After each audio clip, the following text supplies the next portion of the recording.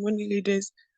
I trust you had a good night's sleep and you rested well. I will first start with a prayer. Father, in the name of our Lord Jesus, we thank you this morning. We thank you for this day. We thank you for all that you've called us to do, Father, that we are fulfilling it as you have given us the mandate and purpose. Father, we thank you for all our leaders. We thank you for everyone present this morning. We thank you for their families. We thank you for their business. We thank you in the mighty name of Jesus. Amen. Okay, so leaders, this morning I'm going to share from a message I was listening to last week, I think, by Miles Monroe. And it stuck with me because of what he was saying. And he was mostly sharing about leadership, but from the animal kingdom perspective. And he was mostly focusing on the animals, a lion and an eagle. And in that message, he was explaining how both an animal and both a lion and an eagle, they are kings in their domains. And he actually highlighted the fact that human beings are actually supposed to be kinging over everything because we have been given dominion over everything. Okay, so some of the points that are pointed out from what he says leadership is, or I will focus on the lion, but I want us to take that perspective of a lion. So he says that a lion, it is not, when you look at the animal kingdom per se, the lion is not like the largest animal that you can find there.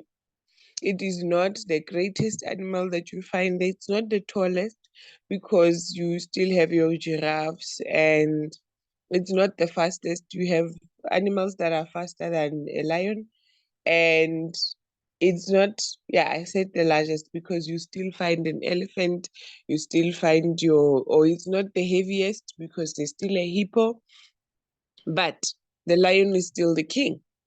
Why is the lion the king? He says that you don't need any special advantage to be a leader. You don't need any physical aspects that would like make you a leader. And then I remembered I was reading the Bible, and I was reading particularly the story where Samuel had to go and anoint one of Jesse's sons. And with Samuel looking at the different sons, because Jesse had about 8 sons, and all the sons were presented to Samuel, but or with Samuel looking at the physical aspect of the different boys that were presented to him, he would automatically think, oh, okay, look at this one's height, he could be the king. Look at this one's build, look at this one's this, so he would look at the physical aspects of everybody and automatically think, okay, this one could make a good king, but actually no physical aspects, or there's nothing special that you need to be a leader or to be a good leader or to be even particularly a king. Because at the end of the day, David was 16 years old. He was the youngest. He was a shepherd boy, and there was nothing special about him. Yet he was the one selected to be the king. So it all comes down to nature and your attitude. And what you can learn from David is that David always took accountability for his responsibility. Number one, you would realize he always protected his sheep that was under his care, because he at some point fought a bear and he fought a lion and killed them because they took only one of the sheep. So he took accountability. That's one thing that you need as a leader. You need to take accountability. You need to know your responsibility and fulfill it. And the time when his dad sent him to go to the fight to take food for his brothers, the Bible specifically tells you that he looked for somebody to look after the sheep. And when he got there, whatever, I don't know what mode of transport he was using. Was it a cart? Was it a whatever it was? But he found somebody to look after that while he went to deliver what he had to deliver. So David took accountability for all things that were entrusted to him. So that is one aspect of leadership that one needs to adopt. So it all goes to attitude and nature.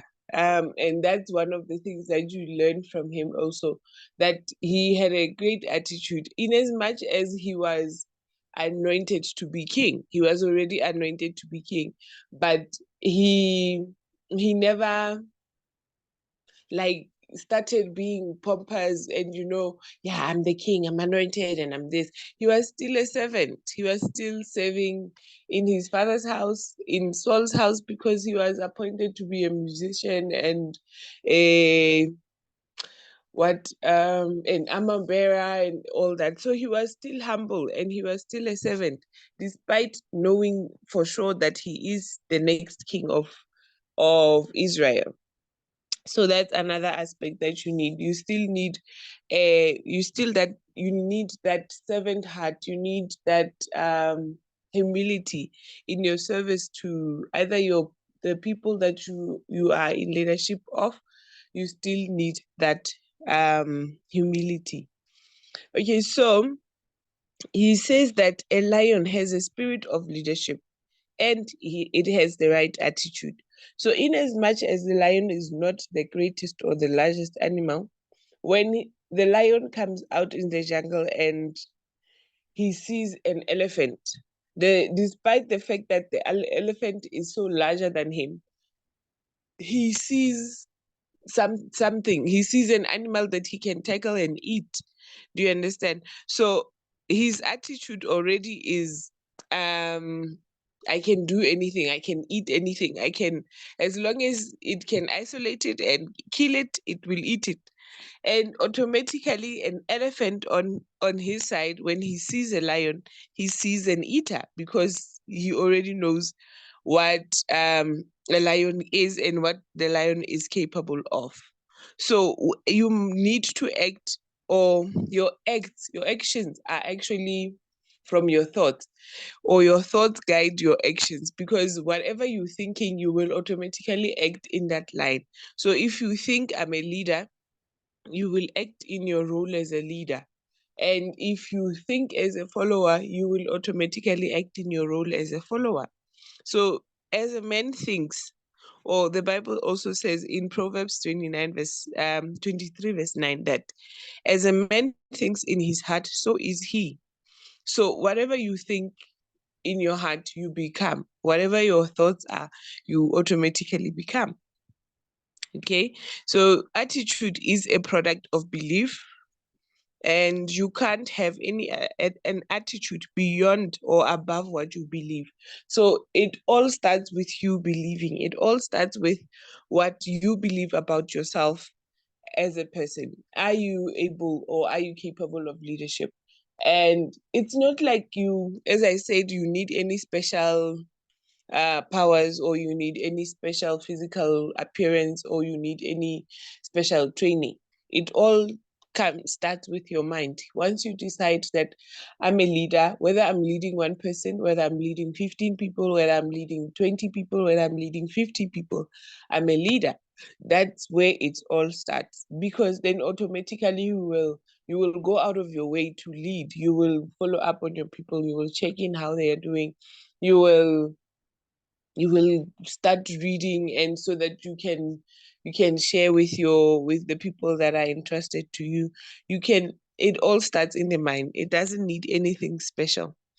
But unique attitude distinguish leaders from followers, because at the end of the day, as I said, everything is all on attitude. How you perceive everything, how you perceive yourself, will automatically lead to how you will guide your people, what kind of role you will assume. Leaders are born when when you change your belief or your belief system, change what you think you can be. So you just need to believe that I'm a leader, and you want, or you have automatically an idea or a vision of the kind of leader that you want to be. Of course, you will have a guidance of people that have led or that you have seen in leadership that you might aspire to be like. Like, let's say you want to be like Veronica, you want to be like Kumo, you want to be like Oni, or you want to be like Tobeka. Like, you already have an idea of this kind of leader, but you already know as well the kind of characteristics that that leader carries. So that way you can also start um, behaving in that way. Or, if the kind of leader you aspire to be like is one that is always very assertive, very straightforward, and always following up and doing their work. And that's the kind of characteristics you will work towards. If you don't already possess them, you will also like aspire to do that. You will then wonder how does she get to be so always knowledgeable. Of course she reads though, so you will start reading as well. How does she get to be so in control all the time? You might even ask that particular person, what do you do on a daily basis to achieve this, or how do you become that? It all starts with a change, or you wanting to have having that attitude to say, I want to be like this leader. But at the end of the day, in our business, we are all leaders actually, because you come into the business knowing that you are going to, first of all, sell products, but you are also going to start recruiting people into your team. So automatically, leadership, it's something that you need um, to be aspiring into, you need to be preparing for, because as soon as you recruit your first person, guess what? You are a leader. You are leading that person. So leadership is something that we can't run away from.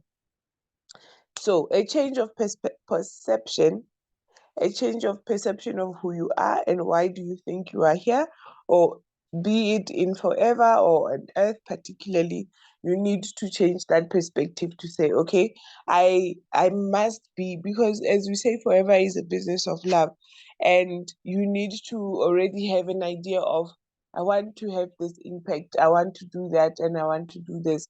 And because you can't be in it in a selfish way, you need to have a plan of who do you want to impact with your life, who do you want to impact with the business, who what do you need to be known for, whether they know you as, oh, there's that lady with the aloe vera, with the yellow scoop, with the whatever. That's okay, they will know you as that, so you don't need to apologize for that, because automatically that's who you will become.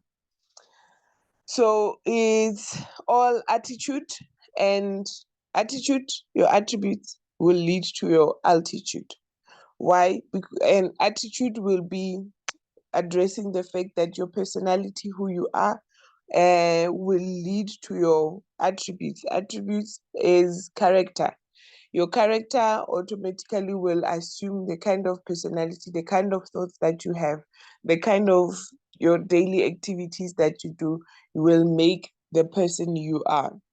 And then from there, with that, you will become, and to that altitude, meaning a position of, or a position, or how far you will go. That is your altitude. So everything will all depend on, or will start from your mind and from a decision. And one other story that I wanted to read for you, it's a story in the Bible as well, the one of the 12 spies that were sent by Moses. I'm going to read in Numbers 13 from verse 26. It might be a long story. I'm going to read in the NIV version. It says, they came back to Moses and Aaron and the whole the whole Israelite community at Kadesh in the desert of Paran. There they reported to them and the whole assembly and showed them the fruit of the land. They came to Moses with this account. They gave Moses this account. We went into the land to which you sent us, and it does flow with milk and honey. Here it is the fruit. But the people who live there are powerful, and the cities are fortified and very large. We even saw descendants of Anak there. The Amalekites live in the Negev. The Hittites, the Jebusites, and the Amorites live in the hill country, and the Canaanites live near the sea and along the Jordan. Then Caleb silenced the people before Moses and said, "We should go up and take possession of the land, for we can certainly do it." But the men who had gone up with him said, "We can't attack those people. They are stronger than we are." And they spread among the Israelites a bad report about the land they had explored. They said, "The land we explored devours those living in it. All the people we saw there are of great size. We saw the Nephilim there, the descendants of Anak come from the Nephilim. We seemed like grasshoppers in our own eyes, and we looked the same to them." So, what I want you to take from this story is how you view yourself actually matters. Because the background of the story is that they sent out 12 spies to go and spy the land, but all they saw, and in as much as they saw the promise to say, okay, the land is flowing with milk and honey, there is so many promises in this land, like you would say in forever. Of course, the reason that you joined, you saw that the company is prosperous, the company can give you all these things that you aspire to become. All the your goals can be ticked off in forever if you want to travel. Of course, you already know that the land is flowing with milk and honey. And of course, and at the end of the day, not everything will be a smooth ride for you to get to the milk and honey. That is why there are giants, they are the city is fortified to protect the city, because of course if you're having such um a fruitful land, you will want to protect it. But with us in our own business, we also, it's not that it's fortified, but we have policies, we have procedures in place. That's why we have our company policy that you need to go through. That's why we have our product manuals that you can read about the product, and you know where the product comes from, what it is made from. That's why there are those things in place, so that you can go through those to get to the land with milk and honey. But now everyone that went to view, they went and saw the giants, and they focused on the giants. There's only Caleb's story, or only Caleb's report was like, yeah, the giants are there, but we can go and still take over and possess our city, because he knows that the promise is that this city is for us. So now, because the other guys got the numbers, they kind of influenced everyone to say, yo, everything is nice. It's so, the fruits are even large. Everything is so big, but now these giants are there, and they will eat us. Imagine they say we looked like grasshoppers in our own eyes. Like when they compared themselves to the people that are there, they looked as grasshoppers. But why did they have to compare? They didn't have to compare themselves to the people, because of course they were the Anaks, the Amalekites, and they were giants. So they just didn't have to compare themselves. All they had to see was to spy out the city, to say, okay, here there are soldiers standing there. There are this there, or there's a wall, a big wall that is standing there, so that they can come back and strategize to say, how do we tackle this city then? Where would we find the weak point to get in, and not to compare themselves. So from this story, I would just say, as a forever business owner, you come in with your own goals. You come in with your own aspirations. You come in with your own plan. That is why the business say, your plan, your goal, our plan. All you need to do is for you to focus on that goal. All you need to do is to work towards that goal, and you go through your policies, you go through your and learn about your product, so that you can get to the land of milk and honey. You focus on who you are, why you are here. Don't focus on the giant. Don't focus on, yeah, DK has been here for so long, and this one has done it in 4 months, this one has done it in 2 years, this one has done it in 5 years. It has nothing to do with you. You focus on your own journey, you do your own thing and what you need to do. That's all. Because then the minute you start comparing yourself, here is a giant there, here is a big wall there, and here is a that there. So don't focus on that. Just focus on what you need to do. And with that, I think I'm done for the day. That's all that I had prepared for you. And just to encourage you to say, you are at the right place. There is the promise of milk and honey, and you need to just focus on your own journey and do your own part. Because one thing I learned as well is that, of course, you can have 12 different people, but they won't all see things the same way. You see, like out of all the spies, only Caleb is the one that said, okay, there is this and that in the land, but we can still go in and take over the land. How he didn't really focus on the how and why and what, but he knew that because this was our promise, we can take over the land. And after 40 years, when Caleb himself was 80 years old, his report was still the same. He didn't change. He still said, give me that land, I will go and take it over. So no matter how long it takes, no matter um how your journey goes, you still need to know the promise that you had from the beginning. You need to keep to that goal that you had. That's why they always say, have a big why, because your why will keep you will keep driving you to the point where you have to achieve what you came here for. To those that give up in between, or on the way, it's a decision that they have chosen to take. They have chosen to focus on the giants and how the giants can keep them from getting their to their promised land. So choose to not focus on the giants. The giants will be there. Choose to not to focus on the walls that are fortifying the city. They will be there. But choose to focus on the promise of the promised land, of the milk and honey.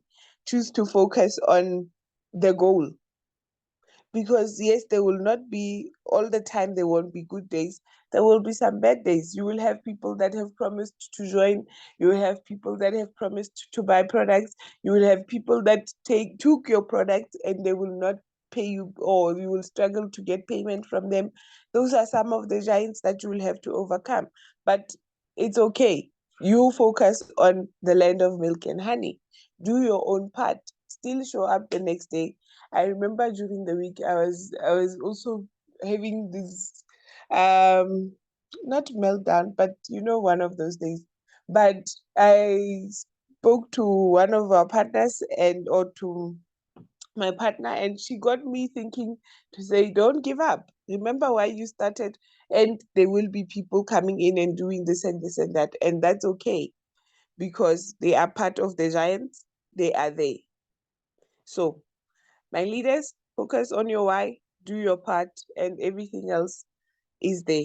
You just need to keep pursuing it. But the land of milk and honey is definitely there. And those that have gone ahead of us have definitely seen it. And they have come back with the fruits, the big fruits, they are there.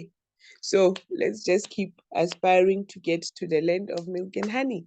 As Leader Gwen will say, the milk and honey starts from manager. So let's all get to manager.